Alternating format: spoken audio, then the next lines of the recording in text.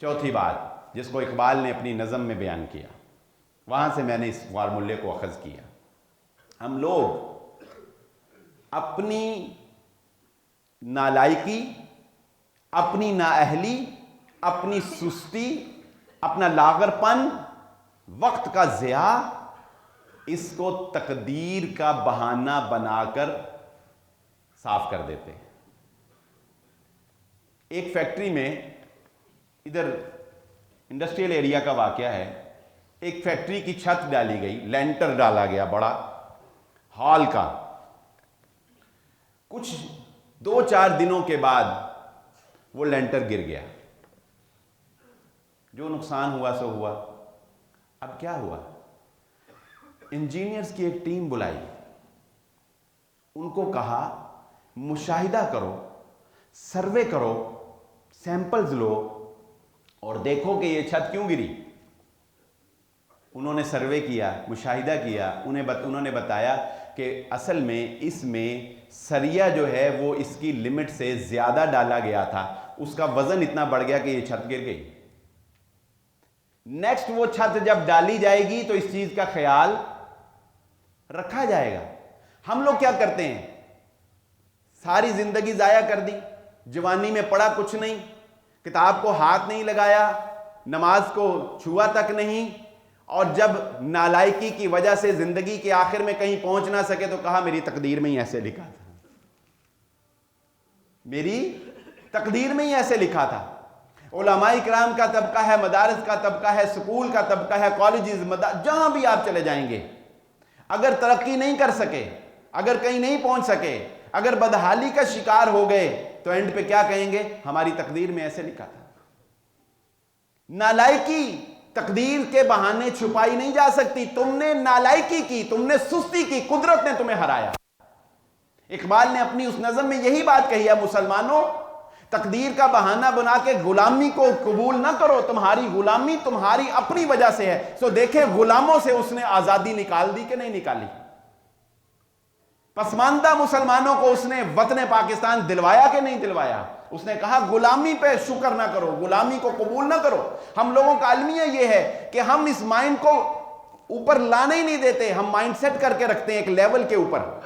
میں مدرسوں کے اندر مجھے موقع ملتا ہے طالب علموں سے گفتگو کرنے کا. جامعہ سلفیہ میں مثلا میرا لیکچر ہوا، میں نے ایک مشاہدہ کیا کہ جب بھی مدارس کے طلباء سے معیشت کے اوپر گفتگو کی جاتی ہے، معاش کے اوپر گفتگو کی جاتی ہے کہ تم نے امام بننا ہے، تم نے خطیب بننا ہے، تو پتہ ہے انہیں کیا بتایا جاتا ہے؟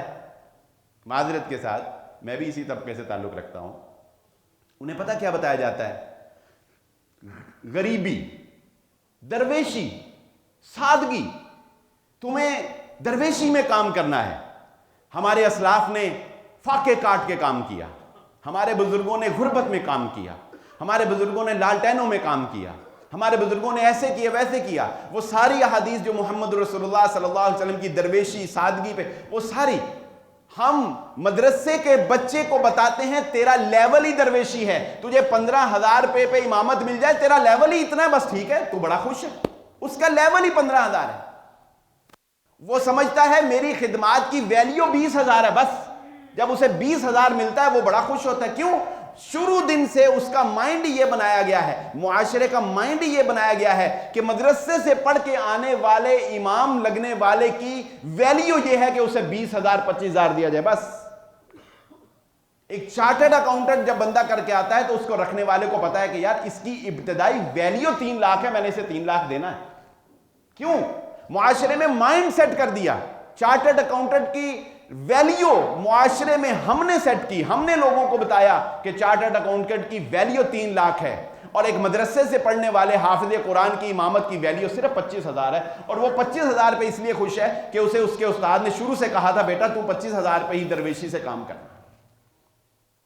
یہ تو ہمارا حال ہے.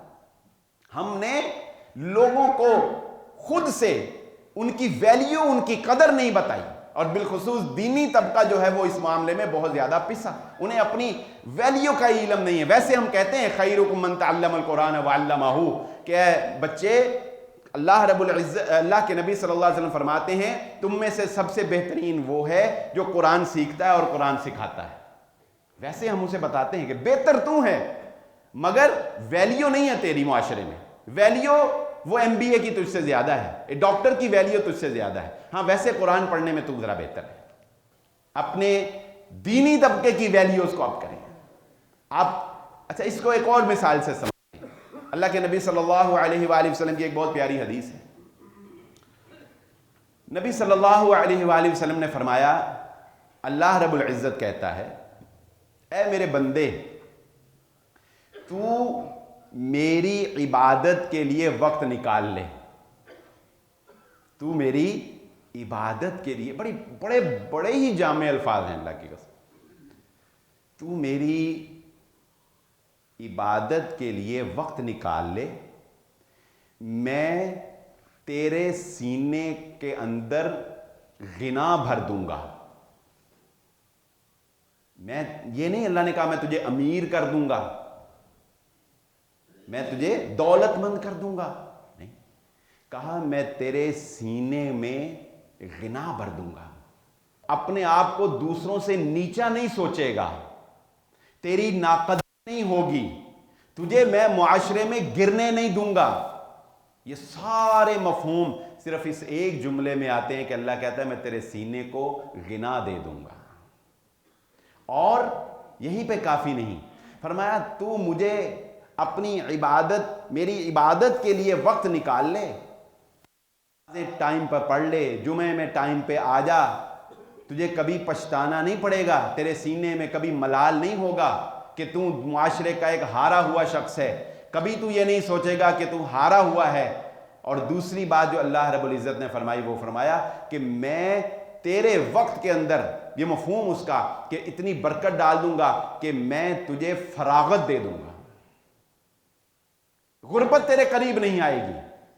لیکن اگر تو، دوسری بات بھی اسی حدیث میں، اگر تو نے میری عبادت کے لیے وقت نہ نکالا، میں تیرے سینے کو تنگ کر دوں گا اور تیری مصروفیت کو اتنا بڑھا دوں گا کہ پھر تو میرے قریب بھی نہیں آ سکے گا، تیرے سینے کو تنگ کر دوں گا۔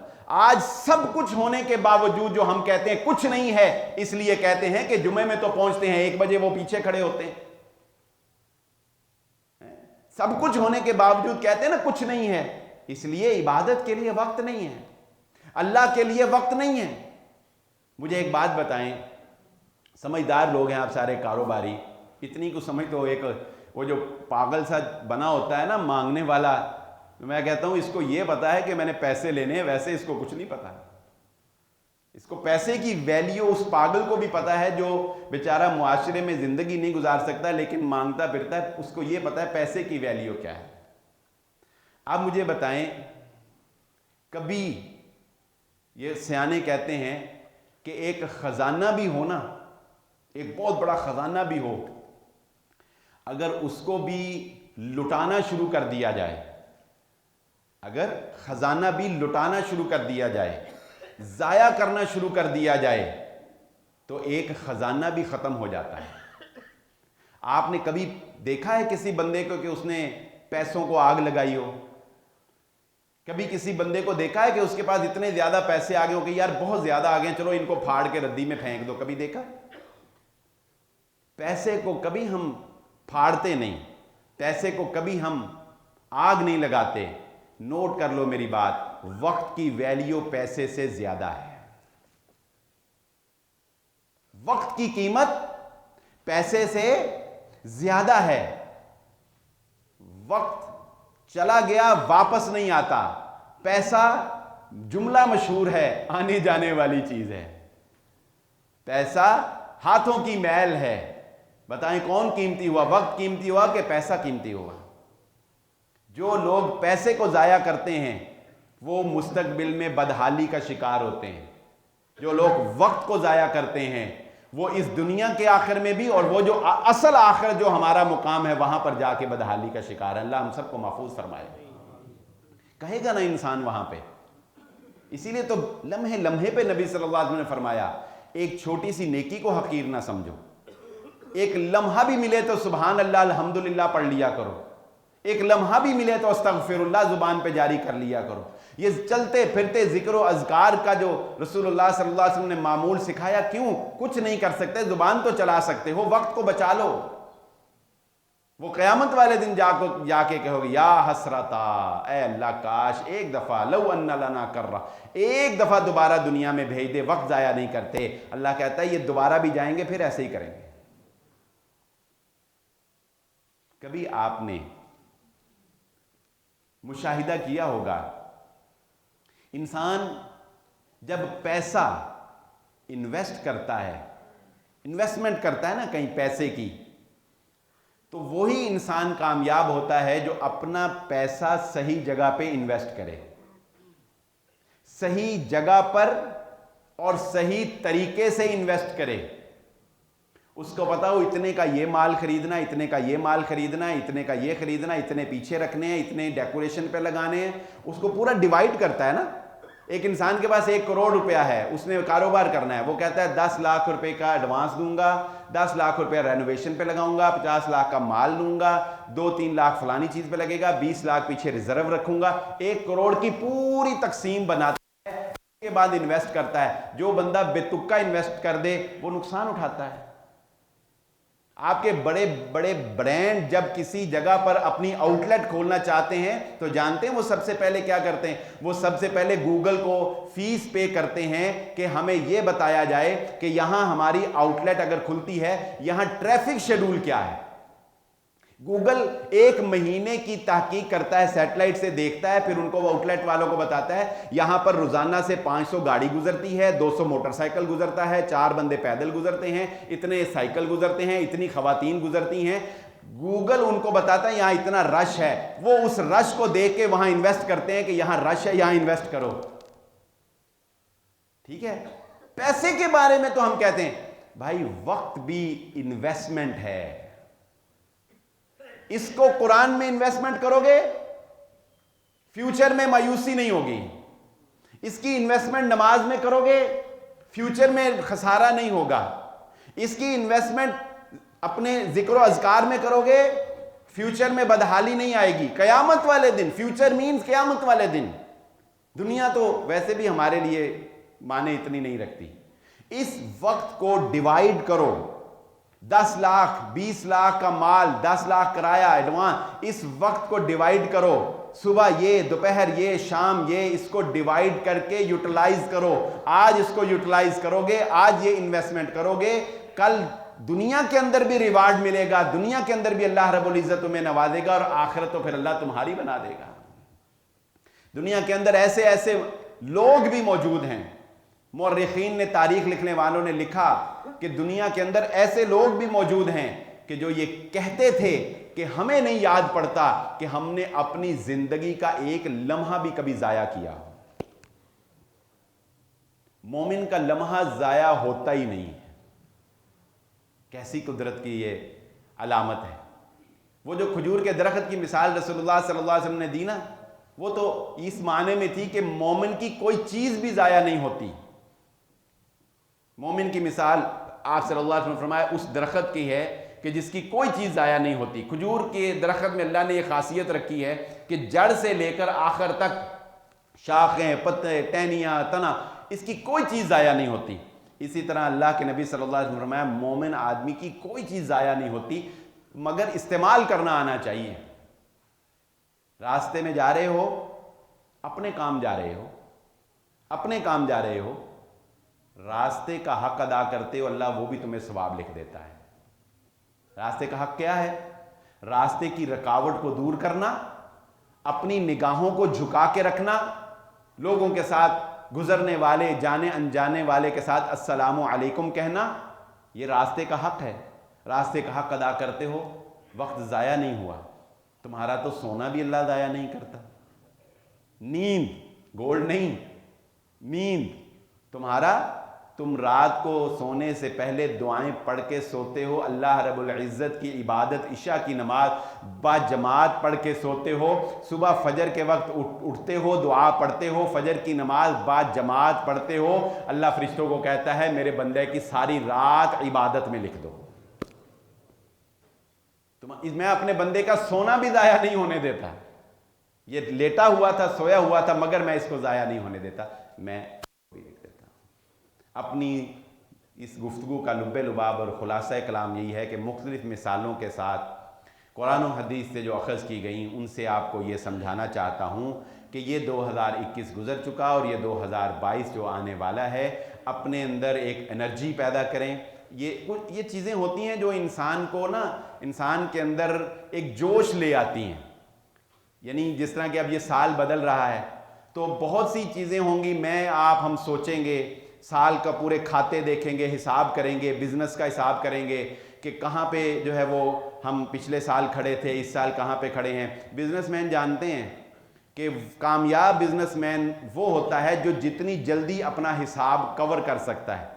جو ہفتے کا لیجر بنا لیتا ہے وہ اور کامیاب، جو مہینے کا لیجر وہ اور کامیاب، جو سال کا لیجر وہ کم کیونکہ اسے فوراً کرنٹ پتہ لگ جاتا ہے کہ میں کہاں کھڑا ہوں. نقصان میں جا رہا ہے تو وہ فوراً کور کر لیتا ہے. اگر ایک بندہ نقصان میں جا رہا ہے، سال بعد حساب کرتا ہے، اسے پتہ لگتا ہے تو سال کا نقصان تو ہو گیا نا. اگر ایک بندہ مہینے بعد حساب کرتا ہے تو چلو مہینے بعد اسے پتہ چل جائے گا فلاں جگہ سے لیکیج ہے، پکڑ لے. تو اس طرح کی جو چیزیں ہوتی ہیں، یعنی سال پورا ہونا یا کوئی اور ایونٹ آ جانا، یہ انسان کے اندر وہ ایک مثال مجھے یاد آ گئی. وہ دو پرندے ایسے اڑ رہے تھے، ان کے پاس سے بڑی تیزی سے راکٹ گزرا. تو ایک پرندہ دوسرے پرندے سے پوچھتا ہے کہ یار یہ کون سا پرندہ ہے، یہ اتنی تیز جا رہا ہے. وہ دوسرا کہتا ہے تو ساڈے ورگا ہی ہے، پر یہ پیچھے اگ لگی ہوئی ہے جس نے اس کو بھگایا ہوا ہے. تو کچھ چیزیں ہوتی ہیں جو انسان کو جوش دلاتی ہیں کام کرنے کے لیے. یہ بھی سال کا آخر اور سال کا آغاز انہی دنوں میں سے ایک دن ہے کہ جب انسان اپنا تجزیہ کرتا ہے اور اس کے اندر ایک نئی انرجی آتی ہے، ایک نیا جوش آتا ہے اور وہ کچھ کام نئے طریقے سے کرنا چاہتا ہے. اللہ رب العزت سے دعا ہے جو ماضی میں غلطیاں، کمیاں، کوتاہیاں ہو گئیں، اللہ ان کو معاف فرما دے، اور آئندہ اللہ رب العزت ہمیں مزید بہتری کے ساتھ، مزید اصلاح کے ساتھ، مزید بہتر پلاننگ کے ساتھ چلنے کی توفیق عطا فرمائے. وآخر دعوانا الحمدللہ رب العالمین.